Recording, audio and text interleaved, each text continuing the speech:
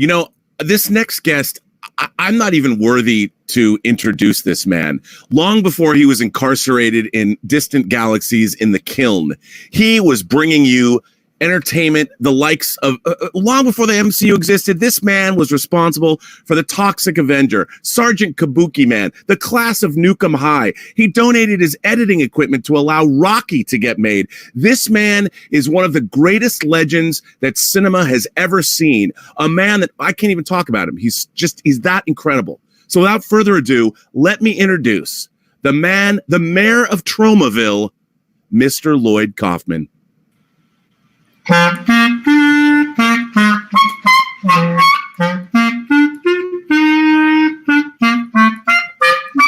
Well, hey, Robert. I was just boning up on the clarinet. Every night at 7 o'clock, we go out in the street here in New York and we serenade and applaud the wonderful frontline heroes. But I was very nervous because you're a major player, and thank you for doing the interview.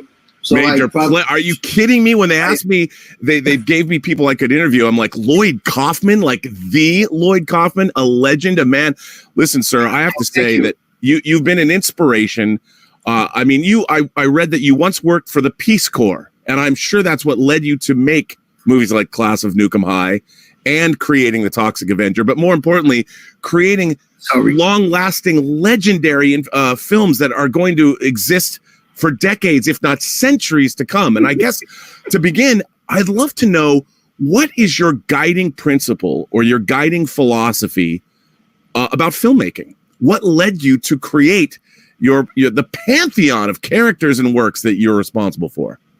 Well, thank you, Robert. You've made a bitter, sad old drunk very happy. Now, this is like me getting the Oscar for whatever they do with the bullshit. And a lifetime Oscar. This is better, much better. Now, question for you is, I made the mistake of going to Yale University, where I was placed in a room with a movie nut. And our beds were very close together. And at night, I'd inhale his Scorsese stinking feet. And I caught the movie bug. And he was an auteur. The auteur theory came out of the French, post-war France. I'm really boring, so I'm sorry. I don't know anything about Doctor Strange, but I know a lot about the auteur theory of cinema, which suggests it was propounded by Godard and Claude Chabrol and the other post-war French journalists who eventually became auteur. Auteur means author, that one should be in total control of the movie. And so I kind of traded the problems with a low budget for having total freedom. And as Shakespeare said, to thine own self be true. I think young filmmakers ought to remember that when they're going into this art, because it is an art, and there are easier ways to make money. That is for sure. Very few people get to walk up the red carpet and wear $200,000 obscene clothing and jewelry and all that stuff while most of the world starves. Well, but you, sir, we'll never have that. You created the Toxic Avenger. I mean, and also, in addition to the amazing work that I think Troma has done, and you can't grow up, I mean, especially during the home video age when VHS was king and there was no DVD, no Laserdisc, no Blu-ray, no 4K discs, I don't think you could go to a video store without tripping across a Troma film. And you're correct. There were 15.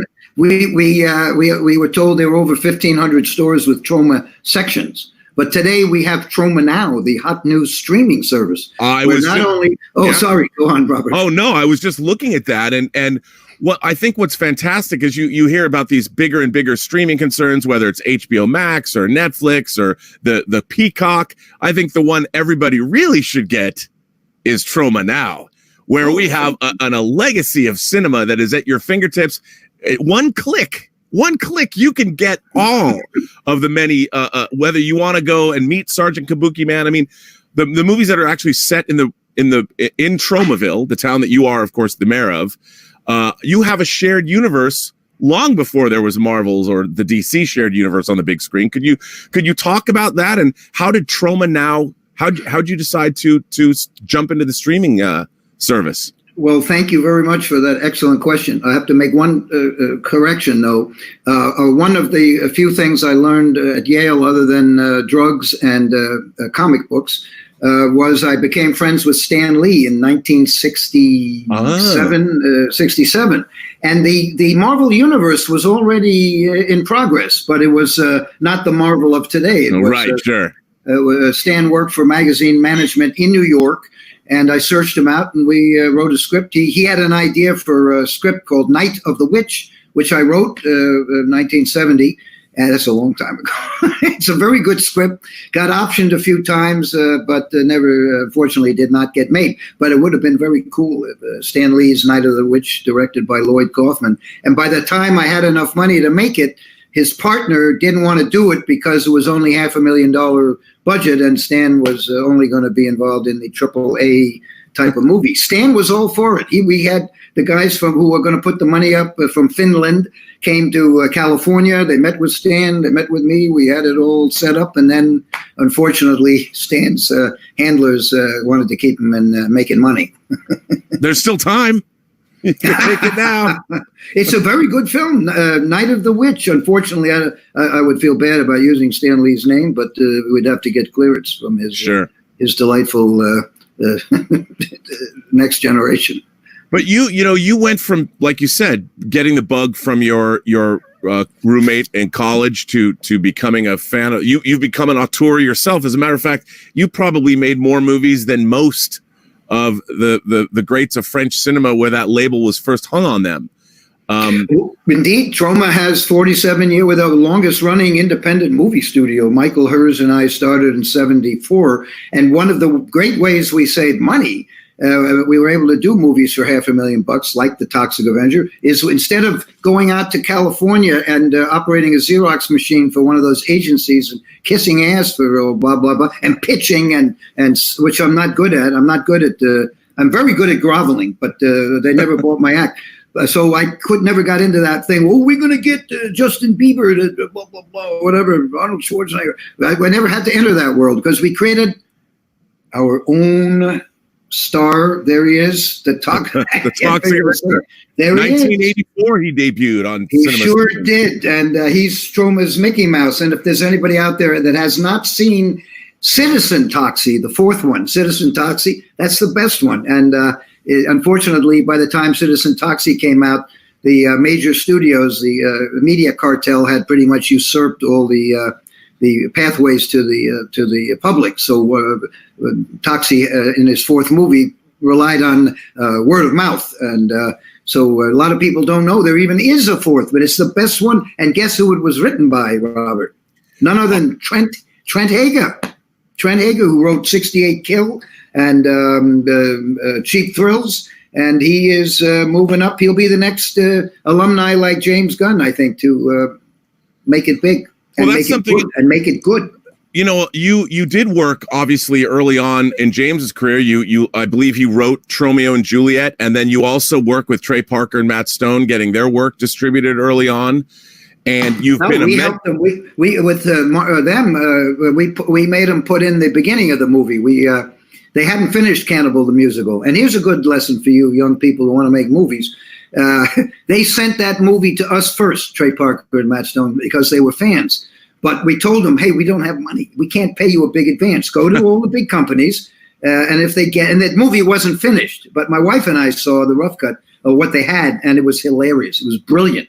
A song where he says, he's singing a romantic love song. When I'm on top of you, camera pulls back and he's sitting on top of his horse. I mean, come on, that is genius. And I'm a big fan of being a gay married man. I'm a big fan of all the wonderful Broadway classics, musicals. So I fell in love with Cannibal the Musical. We made them add a more Troma-esque opening. So if you've seen the movie Cannibal the Musical, you'll see that the opening is more of a Monty Python cartoon kind of Troma violence than the rest of the movie. And because we had just put out Class of Newcomb High and Class of Newcomb High, I can't remember what the order was, but we were on a roll. So we felt we want to give our fans at least the opening, give them the Troma technique.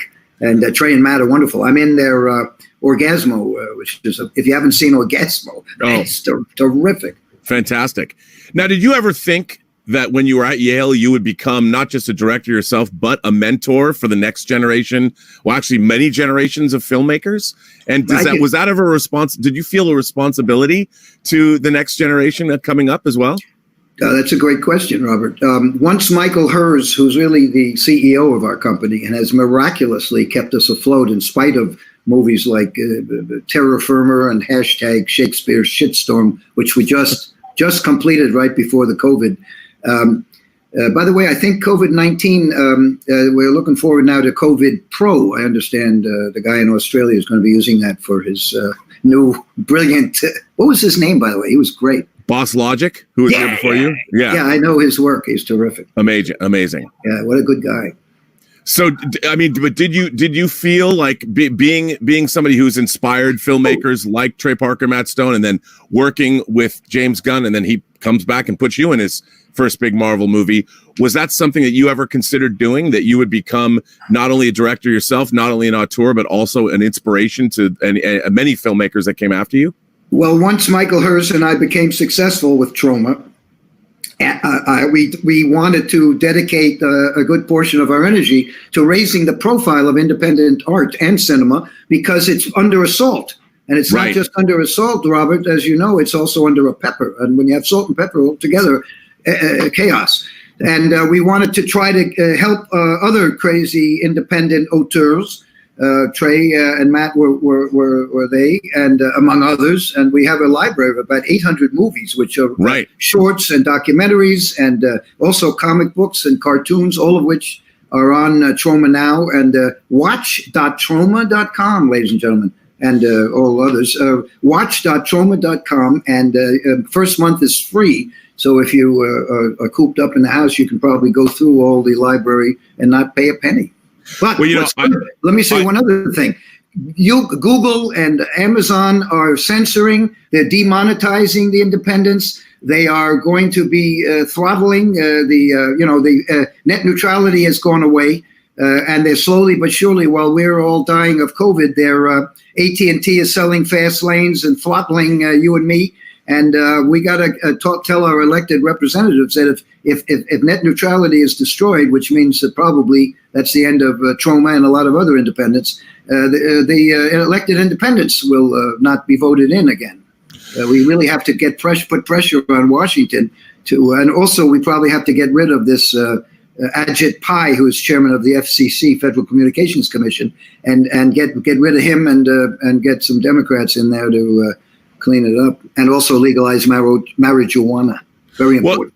Well, to speak to that, we did see even Netflix, they asked the streaming services to chill out and to not stream in as high quality as they could during this crisis. Now, with Troma Now, which it's a wonderful site. And for a Troma fan like myself, seeing everything that you've gathered there, it's a lot of fun, and I would recommend that anybody with even a slight interest in the history of Troma should go there, because you can't help but smile when you start clicking around that site and seeing what you've got up there. And also, I didn't realize how many films that you not only made, but also picked up for distribution. There's a lot there. And what made you decide to start Troma Now? Well, if you go to YouTube, if they haven't totally destroyed it, I did a little documentary. It's also on Troma Now. It's called Independent Artists versus the Media Cartel. Independent Artists versus the Media Cartel. And I illustrate with specific examples, not Troma examples, but other independent films that have either been mutilated or demonetized or kicked off, or they want a lot of the filmmakers are doing it. They want to change. They tell them to change the title because the title has the word marijuana or pot or violence or whatever. We have a freedom of speech in this country as long as we don't say anything. So we started Troma Now about 5 years ago. We saw what was going on, and we figured in the same way that we learned theatrical distribution back in the 70s. Because of the cartel, and we had to do it ourselves because we made 3 movies and got back not one penny from the distributors. We decided we would learn the streaming business, and it's a great service. The biggest problem we have is we have no money, and we need an app. We need a Troma Now app, and otherwise you can only see Troma Now on your laptop, which is great for staying at home in the lockdown. But if you're on the subway or you're at your local strip club and you want to just happen to tune in to Blood-Sucking Freaks or Death by Temptation or Terra Firma or Troma's War or the 800,000 other movies, you can't do it. We can't do it. We don't have the app. You can't go on Roku. Roku doesn't. They took us. Vimeo shook us down, basically. If we want to pay $30,000 for their Roku, they took over the company that was hosting us. So now if we want to be back on Roku, we got to pay a toll, apparently, of $30,000. So we got to find a fan who can make a Troma Now app inexpensively. We can pay, but we can't pay $30,000. You know, we have filmmakers making movies, entire movies for under $30,000. Yeah, so I can't, but the young people can. Well, now you do have a new movie that I hear that you sent the first look. You'd mentioned it, Shakespeare Shitstorm. Hashtag Shakespeare Shitstorm. Hashtag, and I heard you sent in a first look trailer that I'm told that we can play. Oh, sure. In fact, this is probably the world premiere of the first theatrical trailer. It's got a very ugly person in it, but if I'm not mistaken, there are other trailers more theatrical that are coming out shortly. By the way, Mutant Blast. If you have any chance to see Mutant Blast by Fernando Ale, who did a lot of special effects for us in the past and worked on Return to Nukem High and Return to Nukem High Volume 2, they're all on Troma Now. In fact, Volume 2, Return to Nukem High, is you can rent it for virtually nothing or buy it for a little more than nothing. Fernando Ale did a great job, and he sent a script in that was very Troma and very original and had some good political points and environmental message.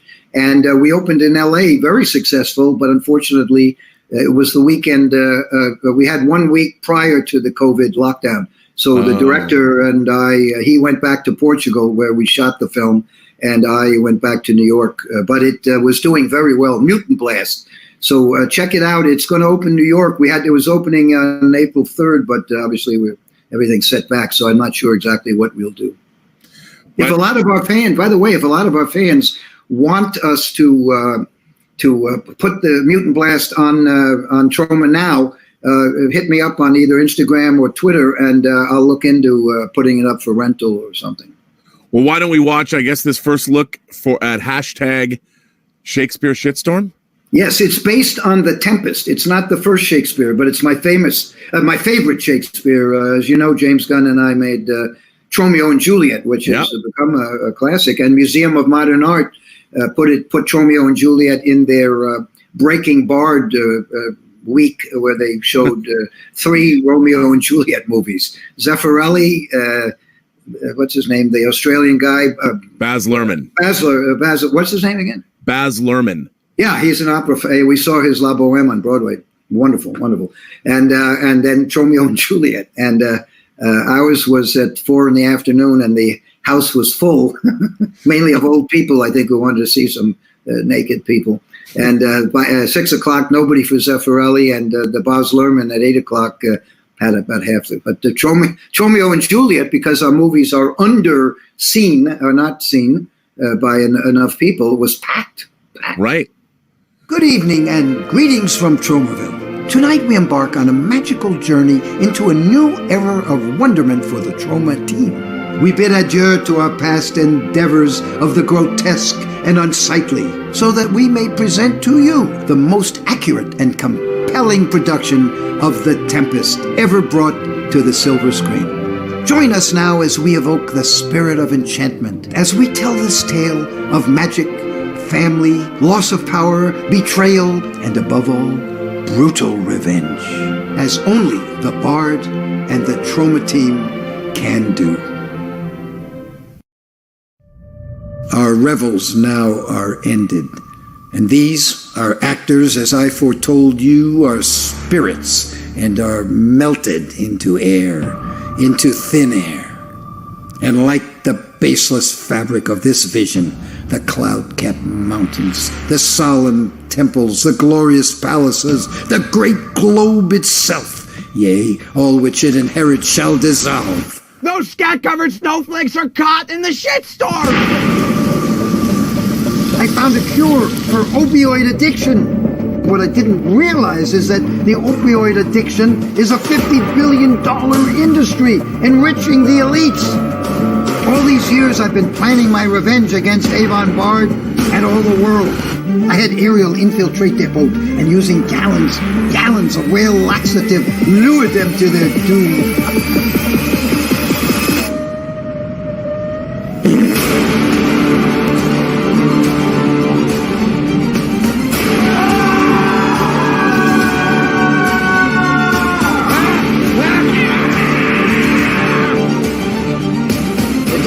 His eyes is beckoning.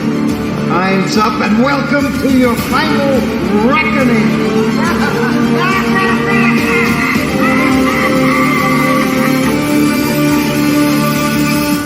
We are such stuff as dreams are made of, and our little life is rounded with a sleep.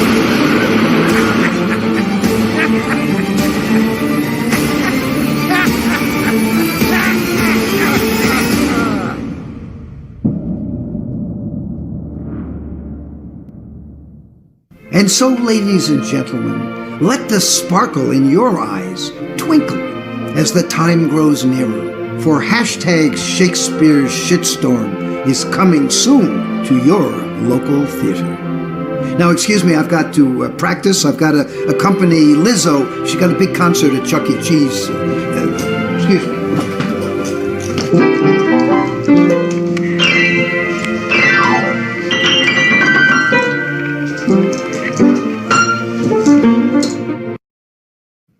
Well, it doesn't look like you're going to disappoint anybody anytime soon. That looks like peak Troma. I'm excited. My partner, Michael Hers, has no idea about any of this. He hasn't seen one thing. And he's going to run into this trailer at some point with me. Well, I mean, you've got references to everything from Free Willy to The Shining in there. I mean, come on. Wow. Well, thank you. Thank you for enjoying it. Oh, yeah. I mean... It's probably my last movie, and it's pretty good. My wife, who was the New York State Film Commissioner, she produced it along with Justin Martell and John Brennan, both of whom were my assistants for a couple of years each. And the three of them did a wonderful, wonderful job. Why would it be your last movie? Don't say that. Unless we don't exactly have a lot of revenue, and the major media has not exactly embraced our 40th. The New York media said nothing about our 30th year, our 40th year. And this is my 50th year, and there's been a resounding... I do like the sound of crickets, but in New York, it's not. You know. But I think that's why you're here. You've got a worldwide audience of fans, generations of fans, Mr. Kaufman. That you're correct. The secret ingredient to Troma, we look a lot bigger than we are, but our fans make us look like a huge international corporation. They book our movies into their local theaters. They even gave us money for Return to Newcomb High when we would have had to go on hiatus because some money we expected to come in, some crooks didn't pay, so we would have had to go on hiatus. But the fans raised $80,000 to get us through that loop and down. They help us flatten the curve, and they've also do graphics for us. If you go to my Instagram, you'll see tons of on my story. There are tons of fan art and we use it. In fact, Manny Skins, a wonderful special effects artist, she's done a sketch for us, which 2 sketches, and we've been using it to advertise both Troma Now and Troma generally. And then another guy, Matt Cloud9, who's on Twitter and Instagram, did the contest. There's a big Troma Now contest where you can win a part in Mercedes the Muse, not Mercedes McCambridge. I was going to say the voice of The Exorcist. And Johnny Guitar by Nicholas Ray, Mercedes McCambridge. Yeah. I don't know if she won an Oscar, but she should have. Talk about women. Talk about strong women. Anna Biller, who made The Love Witch, has a list of. She has a list of 75 movies with women. I hope. I was just about to look at it. I hope she includes Stella Dallas and the movie I just mentioned. I'm a huge fan of Anna Biller and The Love Witch. But listen, before we let you go, I know there's a lot of young people.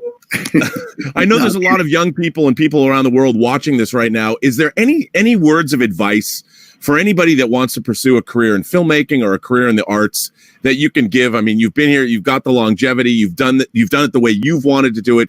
Can you give some words of inspiration to any up and coming filmmakers who want to pursue this crazy business? Well, I'm sky high on cat tranquilizer, so I don't know how wise I will be. But my suggestion is a young person comes to the crossroad. Do you want to be an artiste or an auteur, as you might say, or do you want the big accolades? And there's nothing wrong with wanting $5 million for being an assistant director, or whatever they pay out there, or $30 million to one single actor while the world starves. If you like that world, I think you have to hook up with a vassal of one of the conglomerates, because the market has been totally usurped by a small number of giant international media conglomerates, and the pathways to the public are closed virtually compared to the way they were when we set up Troma. In 1974, there were maybe 30 little studios all doing well, including Roger Corman, with whom I've been friends for over 50 years. And he was a big inspiration. The fact that he could make movies cheaply, or rather inexpensively, you shouldn't say cheap, inexpensively, and profound scripts, good acting, like The Man with the X-Ray Eyes or the Poe trilogy, was a proof that could be done. And so I suggest that you have to decide what you want out of it. And then you should be true to yourself, to thine own self, be true, make art, which is in your, that comes out of your brain, your heart, and your soul. As best you can. And James Gunn is doing it. Eli Roth is doing this, and Trey Parker is doing it. They are alumni of Troma, and they are making millions and millions of dollars. So you don't have to be a kiss ass necessarily, or you don't have to conspire with the genocidal sexist dictatorship of China. You don't have to change the text of your writers and your artists to fit a dictator's, which is what all the studios did during World War II. They changed their scripts to so they could adapt to Hitler. The only one that didn't, if I read correctly, was Universal. And today, Laemmle in California, who was the descendant of the founder of Universal, Laemmle Theaters is the only chain that plays Troma in Los Angeles. Luckily, they have a huge chain of theaters, so they're very nice to us. And Mutant Blast is where it played in 2 theaters. Nice. It did great. Well, Mr. Kaufman, I want to thank you for being here. Thank you for giving up your time, and thank you for inspiring us. You're the big shot. No. It was great to speak with you, and everybody, all the fans here at the Mainframe Comic Con. We're so happy to have spoken with you today, sir. Thank you so much. Thank you, and thank you to our fans. I'm on. If you have any further questions, you can go to @Lloyd Kaufman on either Twitter or Instagram. I do that myself. I don't do much on Facebook. I mean, I'm on there, but not much. So check me out on or ask me questions. I answer everything, and I'm looking for my next script. If I know I can put some money together, but it's got to be a one of a kind project, and can be any genre. It doesn't have to be commercial. I've never been interested in making huge amounts of money, although we've gotten lucky. So you all out there who want to be filmmakers, and if anybody has a script that is, I prefer comedy, but anything that's one of a kind. Well, thank you very much. I'm sure you're going to get inundated. I hope we get to meet face to face one day. Where are you now? I'm in Los Angeles. Oh. I'm out here in LA. Well, COVID has sort of hamstrung us. I go out about once a month, so I hope we could have a beverage. I'd love to meet you, sir. Good. Thank you very much, Robert. Thanks very much for being here. And please thank Mr. Lindsay for including us. It was very, very nice. Absolutely. And how lucky was I to go after Kevin Smith? I'm sort of feeding on his what do you call it, roadkill. Right. Well, thank you. Thanks very much. Toxie loves you. I'm a Sergeant Kabuki man, NYPD person. You know, Stan Lee's favorite Troma movie was Kabuki Man, and he approached Jim Carrey when The Mask was going. He wanted Jim Carrey to play Kabuki Man. Well, I'll let you go. I know. Play us out.